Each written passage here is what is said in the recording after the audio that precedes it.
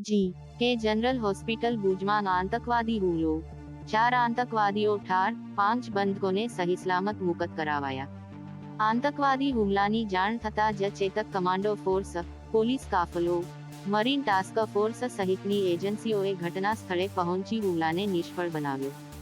હુમલામાં ઘાયલ 15 નાગરિકો, 2 એસઓજી જવાન તથા 1 સિક્યોરિટી ગાર્ડને સારવાર અર્થે અન્ય હોસ્પિટલ ખસેડાયા। સર્ચ ઓપરેશનમાં લાઇવ રાઉન્ડ, ગ્રેનેડ શોધી નિષ્ક્રિય કરાયા। આતંકવાદી હુમલા સમયે સુરક્ષા એજન્સીઓ, હોસ્પિટલ તથા જિલ્લા વહીવટીતંત્ર સાથે સુચારુ સંકલનથી સુરક્ષા બચાવની કામગીરી માટે ચેતક કમાન્ડો ફોર્સ દ્વારા મોકડ્રીલનું આયોજન। કચ્છના મુખ્ય મથકની કે જનરલ હોસ્પિટલ ખાતે આજરોજ સાંજે 6 વાગ્યે 4 ત્રાસવાદીઓએ 5 હોસ્પિટલ સ્ટાફને બંધક બનાવી આતંકવાદી હુમલો કરતા ચેતક કમાન્ડો ફોર્સ તથા સંબંધિત સુરક્ષા એજન્સીઓએ તત્કાલ હોસ્પિટલને ઘેરીને સુરક્ષા ઓપરેશન અમલી કર્યું હતું। આતંકવાદીઓ સામે 5 કલાક જડબાતોડ કાર્યવાહી કરીને ચેતક કમાન્ડો ફોર્સે તથા એસઓજીએ સંયુક્ત કામગીરીમાં 4 આતંકવાદીને ઠાર કર્યા બાદ 5 બંધકોને સહીસલામત બચાવી હુમલાને નાકામ કર્યો હતો।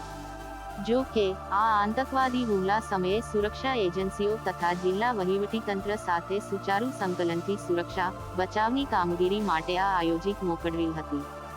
સાંજે 6 વાગ્યે સિવિલ હોસ્પિટલમાં થયેલા આતંકવાદી હુમલાની જાણ હોસ્પિટલના સિક્યોરિટી સ્ટાફ દ્વારા 100 નંબર પર પોલીસને જાણ કરવામાં આવી હતી।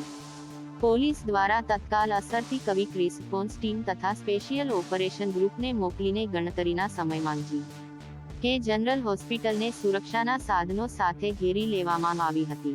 પોલીસ અધિકારીશ્રીઓ ઘટના સ્થળે દોડી ગયા હતા। તત્કાલ ગાંધીનગર ખાતે Chetak commando force, marine task force, fire fighter, ambulance તથા અન્ય સલામતી તથા રાહત બચાવ સાથે જોડાયેલા વિભાગોને જાણ કરાઈ હતી। હુમલાના 1.5 કલાકમાં એરક્રાફ્ટમાં ભુજ પહોંચેલી ચેતક કમાન્ડો ફોર્સે હુમલાને નાકામ બનાવવા ઇન્સિડન્ટ કમાન્ડ પોસ્ટને કાર્યરત કરીને સિવિલ હોસ્પિટલના હુમલાને નાકામ કરવા બચાવ ઓપરેશન અમલી કર્યું હતું, જેમાં આતંકવાદીઓ સાથેના સંઘર્ષમાં એસઓજી તથા ચેતક કમાન્ડો ફોર્સે અંતે 4 આતંકવાદીને ઠાર કર્યા હતા। આ સાથે તમામ 5 બંધકોને સહીસલામત મુક્ત કરાવવામાં 2 ડીવાયએસપી, 3 પીઆઈ સાથે 55 જવાનો સાથેની ચેતક કમાન્ડો ફોર્સ સફળ રહી હતી।